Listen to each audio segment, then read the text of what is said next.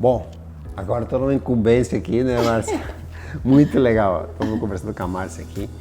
E a Márcia é uma pessoa, ela transmite um astral muito legal. Ela diz que eu tenho um astral legal, mas eu acho que nesse ponto nós podemos dizer, Márcia, que nós somos muito comuns nesse sentido, né? Tem umas coisas bem legais.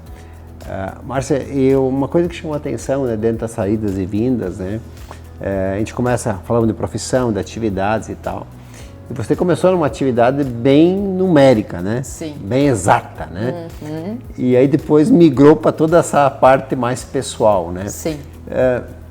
O que levou a você a fugir, não digo o termo, né? Migrar para essa atividade? Sim.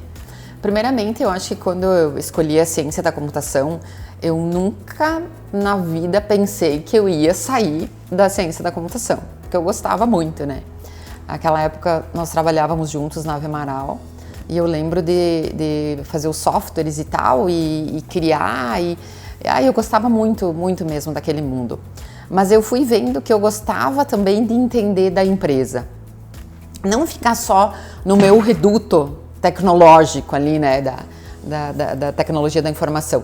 Que eu gostava de entender de gente, que eu me despertei muito para as questões assim do papel que o líder tinha dentro de todo aquele contexto, que ele era eu via assim, né, sem muito estudo nessa área, mas eu via assim que ele dava o tom, e eu te confesso que você me inspirou, né, também nessa questão da liderança, pelo jeito de tratar as pessoas, especialmente também, Léo, pelo jeito de provocar as pessoas, né? Eu fui muito provocada naquela época, muito provocada no sentido de fazer melhor, de buscar o melhor.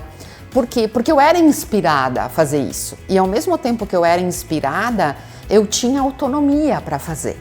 Então, eu fui querendo entender mais por que disso, porque eu via que tinha também muitas pessoas, assim, ó, que estavam ali por deixar o tempo passar, sabe?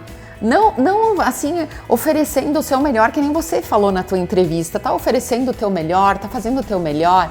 E aquilo foi uma grande motivação que eu tive de buscar entender isso, mas sem entender de nada, só atrás de uma curiosidade que eu tinha, que daí depois eu fui fazendo outros estudos e procurando entender de gente, porque eu podia trazer o melhor software que tinha ali, mas se as pessoas não estavam a fim de usar e de entender por que elas estavam usando aquilo e de dar o seu melhor, não tinha sucesso, aquilo não tinha sucesso. Então foi isso, foi através de curiosidade, inspiração e construindo então em cima, a minha carreira em cima das coisas que eu gostava gostando e sempre fazendo o melhor que eu podia fazer na próxima etapa, vamos dizer assim. Isso que é legal, né, Márcia, que eu estava comentando primeiro, sabe? Das pessoas estarem fazendo o melhor dentro da sua vida. Então, tu vai dar outro passo e você tem esse conceito e essa percepção que tu disse que sentia das pessoas, que às vezes tu vê, sabe, o cara não está desempenhando, ele podia fazer mais e não faz, porque quem está no mesmo, o par teu, tu conhece melhor do que ninguém. Sim. Né? Então você consegue identificar se ele está ou não está realmente dando o máximo. Isso. Né? Aí diz, mas... Então tu vê, nessas horas, às vezes o pessoal me pergunta, né, como é que foi do sócio e tal. Aí tu vê que algumas pessoas, quando estavam numa atividade muito mais próxima de ti, você enxergava o desempenho dele. Chamavam o sangue nos olhos que ele tinha de querer resolver aquele problema. Então ele se inspirava para ti nesse sentido. Né? Eu acho uma coisa legal. Márcia, hoje você faz bastante treinamento, muito liderança e tal. Aqui na cidade e até fora dela, em outros lugares. Sim. E você tem acompanhado assim muitos líderes, muitas evoluções ou não.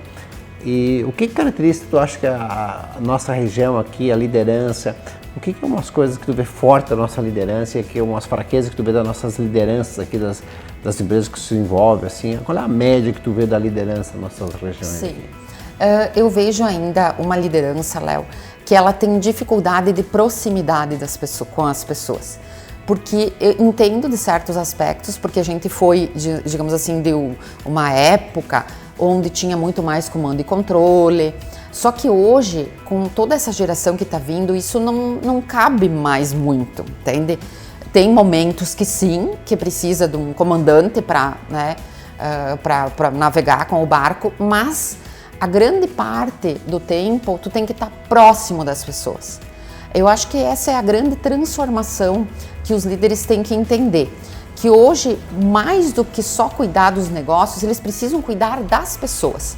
E se essas pessoas elas estão conectadas com a empresa, elas estão engajadas com a empresa, e uma grande dificuldade que eu vejo da liderança, mas não é só da nossa região, porque eu atuo fora também, né, da região, é a dificuldade com feedback.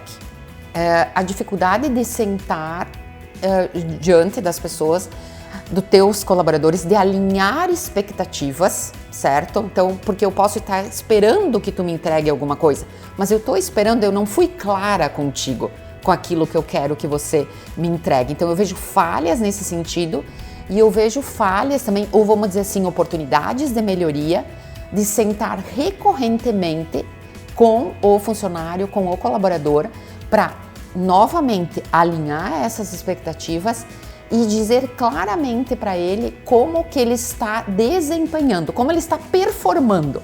Se a performance dele tá legal, se ele tem que melhorar aqui, se ele tem que melhorar ali. Eu vejo que ainda tem muita barreira nesse sentido do feedback. Então, eu acho que é uma oportunidade que o líder tem de ter vínculos, criar vínculos com as equipes, estar mais presentes junto com elas e, né, as pessoas querem saber como elas estão performando, Léo. Todo mundo quer saber como está performando. Então, eu vejo muitos líderes atentando muito para o negócio, só que a base de tudo são as pessoas. Como você falou, elas estão bem ou não estão bem? Se elas estiverem bem, elas vão render um tanto. Se elas não estiverem bem, elas não vão render aquele tanto. E o render aqui não é no sentido só de produtividade. Tu tem que estar feliz, tu tem que estar bem com os teus colegas ali dentro também. Todo mundo vai estar feliz o tempo todo? Não. Mas eu tenho que estar com as minhas expectativas enquanto colaboradora alinhadas com o do meu líder. E dentro dessa linha do líder, né, Marcia, outra coisa, tu tá numa sala lá e tu vê, bom, ele não é líder, mas tá com potencial. Esse potencial, como é que tu acha que ele pode identificar isso da liderança dentro da atividade? Qual é a tua percepção? Esse cara aqui tem um cheiro legal. Cada um tem uma sensação. Eu queria ver qual a tua sensação sobre essa figura do despertar o líder, ou de identificar um líder dentro de uma atividade. Eu amei essa pergunta, amei. Porque eu acho assim, ó, agora puxando a frase lá do Jim Collins, que a gente leu esse livro há muitos anos atrás, é uma referência e continua sendo, que um verdadeiro líder forma outros líderes. Para mim, isso é a minha frase que me define enquanto líder, né? Enquanto pensar em liderança. Então, o líder ele tem que ficar atento. É a mesma coisa que tem aqueles olheiros com o pessoal do futebol, sabe? Que ficam olhando partidas de jogo e tal, ó, que ele tem potencial, aquele potencial. O líder tem que ter esse papel, ele tem que atentar para isso. Ou seja, numa reunião, né? Dá voz para as pessoas. Larga um tema e deixa elas falarem sobre, mesmo que tu saiba a resposta. É claro que tu já sabe muitas vezes qual é a resposta, ou qual seria a mais rápida, a mais assertiva.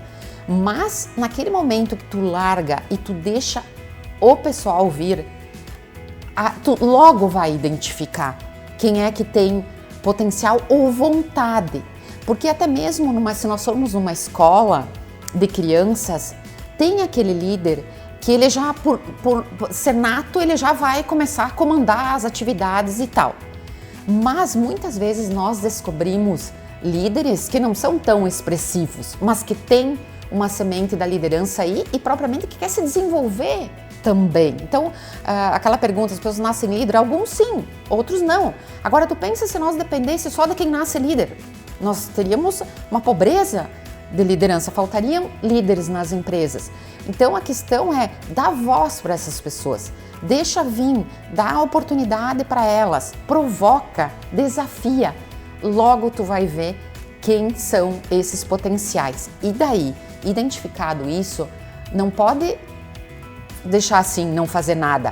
Tem que colocar no curso de liderança, tem que provocar a pessoa a buscar coisas para ela se desenvolver enquanto líder isso se desenvolve também no caminho, existe uma construção. Sim, porque às vezes parece, Márcio, que a gente vê, o cara até quer ser, tá tentando ser, mas às vezes ele tá muito mais na vontade do que na execução. Não, mas assim, tem que se mostrar, que veio. Porque às vezes o cara, sabe, você põe ali como figurão e às vezes não... Mas daí esse tá... Porque assim, muito mais do que competência técnica, é você o que falou antes, é a vontade, é a atitude. E uma coisa que eu fui aprendendo ao longo da vida foi posicionamento. Tu fazes reuniões comigo, a gente... Né, tu sempre vai me ver eu me posicionando, nem que seja assim, eu não sei nada sobre esse assunto. Mas eu acho que o posicionamento é uma questão muito importante, porque daí tu vai, ao mesmo tempo, ganhando espaço. Ó, tem uma voz aqui, né? Tem uma voz ativa, tem alguém que está dizendo alguma coisa. Tem que ficar atento a esses sinais. E sobre isso que tu falou, né, Márcia, é legal, porque a gente já teve alguns impasses, às vezes a gente vai levando alguns assuntos meio de barriga, né? E você tem alguma coisa que eu me arrependo, às vezes, de ter demorado para tomar alguma decisão, sabe? Ou alguma demissão que tem que ser feita, né? Então, às vezes, vai protelando isso e, às vezes, e as tuas colocações, às vezes, em algumas reuniões que a gente faz, tá, vamos resolver isso aqui, temos que achar uma solução, né? Isso é legal, sabe? Porque, às vezes, a gente tá na corrida, né? E tu vai, passa hoje, passa amanhã, daí o assunto aqui, ele dá uma esfriada e depois volta daqui a tempo. Eu tenho certeza que muitos dos líderes que estão ouvindo, muitos gestores estão aí, devem pensar muito parecido. Puta, eu podia ter tomado uma decisão antes e fui empurrando com a barriga, uma demissão, um assunto. Porque às vezes alguns assuntos, algumas decisões são desconfortáveis, né? E às vezes tu tende a dar uma barrigada. Inconscientemente, né? Então alguém tem que dizer assim, por isso tem uma liderança boa, uma equipe legal, ela puxa aquele assunto e trava, diz, bom, tem que resolver isso aqui. Isso aí. Tu sabe que eu estive no Conaro ano passado, eu até me lembro, acho que ter falado em algumas das palestras, que existem gaps na liderança brasileira, né? Da liderança brasileira, veja bem. E uma delas é a postergação de assuntos relacionados especialmente a demissões ou, né, o enfrentamento de pessoas no teu time que, enfim, não cabem mais ou você está botando uma pressão enquanto líder em cima delas que elas não conseguem, dão para outra área e está tudo certo com relação a isso. Mas a gente tem que enfrentar e ter conversas corajosas. Agora eu estou com essa da questão das conversas corajosas, estou até desenvolvendo um material, estudando um pouco mais sobre isso, porque o líder, ele toma decisões impopulares. E se nós ficar naquela de só tomar decisões populares, né, ou que nos deixem bem na foto, a gente não vai fazer o trabalho que a gente precisa fazer e não vai estar colocando a empresa em primeiro lugar. Então, tem pessoa, a pior parte, você sabe disso, a pior parte de um líder é uma demissão, é fazer uma demissão, mas ninguém quer. A gente tenta uma vez, 2 vezes, 5 vezes, 10 vezes, daí eu digo assim que cada um tem o seu limite, certo? E não tem certo e nem errado aqui. Mas a partir do momento que tu começa a olhar que aquela pessoa, ela tá até se prejudicando por estar, de repente, desempenhando uma atividade que não cabe para ela, que ela não quer, o que ela... É uma forma de libertação também. Então, quando acontece isso, a gente tem que fazer os enfrentamentos necessários. É fácil? Não é fácil. Mas não enfrentar já é ter tomado uma decisão. Por isso que eu puxei, porque eu falo isso, né? Se eu puder me arrepender de algumas coisas como gestora, foi demorar para tomar decisões de algum sentido com pessoas que foi. E depois ficou um alívio, passa a ser um alívio. Diz, meu Deus... Sim. Não que a pessoa seja má, mas para aquela atividade. Isso, então, às vezes, tu toma a decisão e diz: meu Deus do céu, parecia que era pior. Existe uma questão assim relacionada às pessoas, que é o conhecimento dela, né? Assim, se nós botarmos num gráfico aqui, tá o grau de conhecimento aqui, e aqui em cima tá, digamos assim, se ela tem competências ou não para entregar o que ela tem que fazer.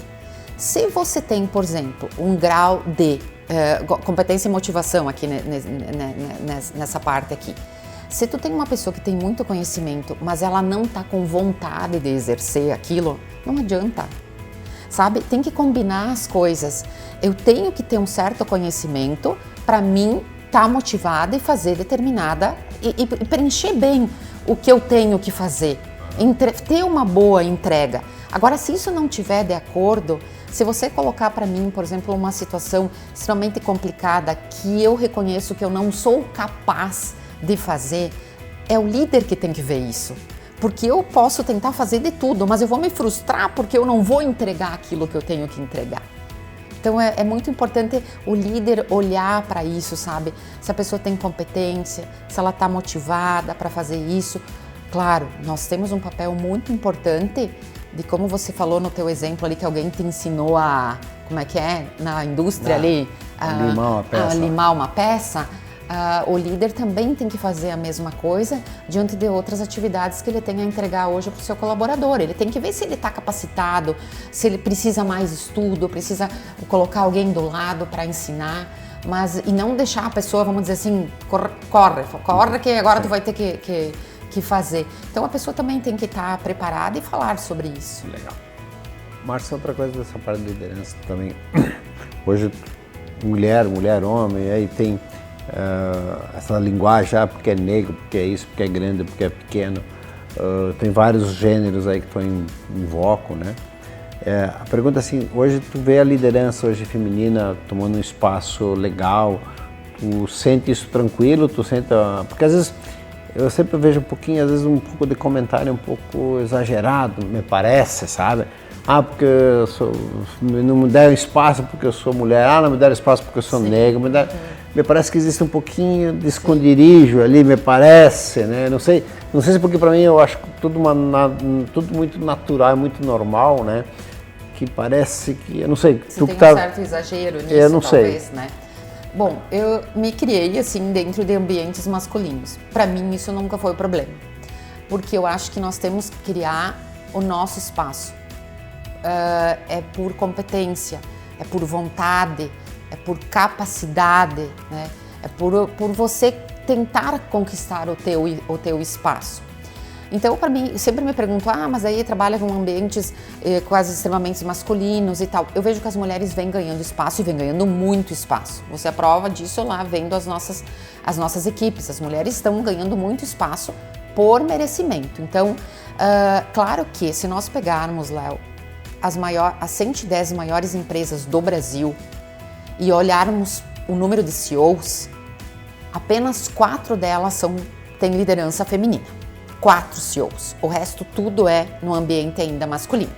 Mas se nós pegarmos a média gerência para baixo, já estão sendo dominadas pelas mulheres. Então, sim, vem de uma questão cultural, que é empresário, homem, né, de cor branca, não sei o que lá. Mas tem espaço para todos. Eu acredito que é nós olharmos para a competência da pessoa, independente de cor, raça, sexo, idade, o que for. Mas é muito mais a pessoa acreditar em si e ir ganhando espaço do que talvez às vezes se esconder atrás de um tu vê aqui é extremamente machista ou aqui não sei o que. Acho que a gente tem que ir ganhando o nosso espaço, essa é a minha opinião. Legal. Que bom que vem da boca de uma mulher que pensa assim, porque às vezes eu tenho um pouco disso, sabe? Eu não enxergo isso como rótulo de A ou de B, ou de sexo, ou de cor e tal. Mas daí a pessoa fala porque tu é branco, porque tá, não sei o que tal. Então, vindo de ti, né, eu acho que é bem legal esse tipo de coisa, bem nesse sentido aí. Acho que as pessoas elas têm que ter oportunidade, né? Isso é muito importante também, né? Se eu não tivesse tido uma oportunidade lá atrás de trabalhar numa grande empresa, que tivesse líderes que me inspirassem, talvez, né, as coisas poderiam ter acontecido de uma forma diferente. Por isso que eu vejo o papel da liderança hoje um papel muito importante, porque abre caminhos. Ou tu fecha caminhos, ou tu abre caminhos enquanto líder tu for. Então, a gente tem essa oportunidade de fazer com que as pessoas cresçam, apareçam, e vai muito do líder também, sabe? Passa pela questão do líder, o quanto ele é aberto, o quanto ele gosta que as pessoas apareçam, o quanto ele gosta de puxar na mão e fazer com que as pessoas cresçam. E isso, graças a Deus, eu tenho a oportunidade de vivenciar isso com todos os líderes hoje que eu trabalho. Márcia, eu sei que tu tem cobrado e às vezes me cutuca, né? Nas leituras, né? A Márcia, É uma pessoa que lê demais força de expressão, né? Lê muito, né? Gosto. Gosta de leitura. A minha esposa também gosta muito de leitura, a Magda, né? Tem a biblioteca. Quem sou eu perto da Magda? Não, mas é que tu gosta, talvez, os livros que tu lê são um pouquinho mais na parte empresarial, né? Ela gosta de um livro um pouco diferente. Então, confesso que a Magda me inspira, você também me inspira nesse sentido, né? Mas eu leio 0,5% do que vocês estão lendo. Então, mais dos livros, né? Então, quero dizer assim que tu é uma inspiradora e a Márcia sabe que às vezes quando ela faz trabalho com nós, por sinal, faz um tempinho que não fizemos, né, Márcia? Os livros, sim. Ela dá um livro para nós ler e depois ela vem cobrar, como é que era no tempo de colégio? Fazer um resumo, fazer um resumo, né? Para expor. Discutir. É bem legal, isso foi uma coisa, vários livros nós fizemos assim, foi bem legal, sabe? Porque às vezes precisa de carregar as pilhas, né? E uma das maneiras que a gente aprende é treinamento, é cursos, assim, congresso, né? Muito legal. E leituras também são uma coisa bem legal, né? Então acho que uma coisa bem legal. Eu queria falar um pouquinho sobre o aspecto das leituras aí, Márcia. Sim, eu acho que na verdade eu sempre tive a leitura junto comigo. Me lembro de pequena, assim, tá atrás dos livros, mexendo com eles, tal. Na verdade, tu tem um DNA que ele vai para algum lugar, certo? Os livros, Léo, é tu viajar sem sair de casa, é tu ter uma boa oratória, é tu ter sustentabilidade na tua comunicação, na tua dicção. Então, assim, ó, mesmo que seja qualquer livro, né, leia o que tu gosta. Minha recomendação é leia o que você gosta. Se tu gosta de romance, leia romance. Se tu gosta de revista, de moda, leia. O importante é estar lendo, porque a gente tem que ser um aprendiz da vida. E a leitura, assim, ó, ela te faz tu ficar melhor, ela te abre horizontes. É muito perceptível tu pegar alguém que lê. Eu leio, assim, ó, um livro por mês. Esse é o meu compromisso comigo, um livro por mês. Alguns podem me chamar de louca, mas eu boto a data de início do livro e a data de fim. Por quê? Porque é um compromisso que eu tenho com aquele livro. E eu não gosto de ficar lendo vários ao mesmo tempo. Eu tenho que ler um, daí depois, claro, eu já tenho lá uns 2, 3 na sequência para ver qual é o próximo que eu vou ler. Então, faça a tua jornada de leitura. Se o meu assunto agora, que eu estou lendo muito, é sobre team coaching, ou seja, coaching de equipes, eu vou nessa linha aí, sabe? Para quê? Para me aprofundar mais naquilo ali. Depois, eu adoro as citações que tem dentro dos livros. Então, um livro, ele sempre tem outros livros que ele está citando, certo? Eu gosto de pegar esse gancho aí. Qual é o próximo livro que ele está falando aqui? E assim eu vou indo. Então, o meu compromisso é um livro por mês, 12 livros por ano, às vezes dá 10, às vezes dá 13, tá? E tu diz, muitas pessoas falam assim, não tenho tempo. Eu acredito que não tem, de fato. Mas não interessa, se tu lê 2 páginas no dia, tu leu 2 páginas. E assim eu vou seguindo com as minhas leituras e indicando para os outros. Muito legal. Aqui tem vários. Sabe, Márcia, que eu depois da viagem eu comecei a ler um pouquinho mais, né? Porque eu queria ter uma rotina, sabe? Então, a Magda costuma ler, nós sempre vamos para a cama e papapá, e ela puxa o livro dela e eu, às vezes, puxo, às vezes não puxo, mas tenho puxado mais do que não puxado, sabe? Então, estou começando a ler um pouco mais do que...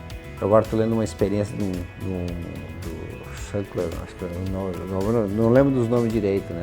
Uma travessia que o cara estava fazendo pelo gelo aqui, uma coisa bem 1800 e pouco. Bem radical. Eu ganhei o livro, na verdade, do Jonathan Rigo lá. É um parente. Bem legal. Então, que narra a história de uma travessia pelo oceano, aí na parte fazer a parte do Antártica, né? Então eles estão ancorados no gelo e tal, uma aventura assim incrível, né? Então eu tenho lido um pouco mais do que eu li anteriormente, agora nessa volta da viagem, né? Para poder compartilhar um pouquinho, né? Então acho que é uma coisa legal, porque eu quero gastar mais tempo comigo, lendo coisas também, não só business, né? Mas uma coisa assim mais legal. Então tá bem legal a história. Estou no desafio aí que ele está passando, umas coisas bem radicais, assim. Então, tu começa a viajar, né? Como tu sempre fala, isso, tu vai viajando, vai entendendo, vai ficando uma coisa bem legal. Mas muito legal. Então, a a minha tua recomendação é que leia o que gostar, mas leia, esteja lendo. Bem legal. Então, mas acho que, Márcia, sobre a Márcia, né, a gente já comentou um pouquinho sobre o aspecto família, né? Você tem 2 adolescentes, né? Eu sei uma que adulta, já é um adolescente. Então, isso não sei se está... Eu tento conciliar, assim, a minha vida familiar, né, Léo, com a vida profissional, sempre foi assim. Agora, eu vou dizer que eu tô um pouco mais sossegada, porque daí eles já estão, né, hoje eu tenho a Lara que enfim, adulta, o Luiz Otávio é adolescente, mas eu acredito muito no equilíbrio, né, que nem você falou. Tem que ter equilíbrio, a gente tem que dar atenção em casa. Para a mulher, claro, isso vamos dizer assim, que é um pouco mais complexo, porque daí tem a vida pessoal, tem a vida profissional, e quando tem filhos tem uma demanda, né? Tem uma demanda em casa que, enfim, de prover, de tudo. Mas eu tenho um bom parceiro também, né? O meu esposo, o Rogério, que ele sempre me apoia, ele... se tem alguma coisa nova, ele desvai, ele nunca foi de, não, fica em casa, não sei o que, não. Ele sempre me deixou muito livre com relação a isso, porque a minha conquista também é uma conquista dele, né? E ele sempre entendeu isso. Então, acho que a gente ter um bom parceiro, né?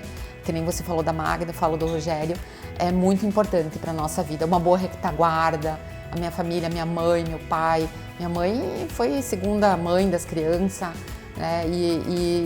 Tu vê os netos assim sendo criados pelos avós, eles têm, né, uma pitada diferente de empatia, de amor, de tudo. Então é só agradecer a vida, só agradecer, só tenho a agradecer. Que legal. Show de bola. Eu adorei também bater um papo com a Márcia aqui, tá? A gente convive há muitos anos, né? Mas muitos anos. Quando a gente para conversar, assim, a gente conversa bastante, né, Márcia? Mas é uma conversa um pouco diferente, né? E ficando registrado, isso também é legal, né? Muito legal. Obrigado pelo convite mais uma vez, obrigado pelo tanto. Muito obrigada. Um beijão pra ti. Então vamos mais brindar. uma vez, vamos brindar, Café com a Márcia, show de bola aí.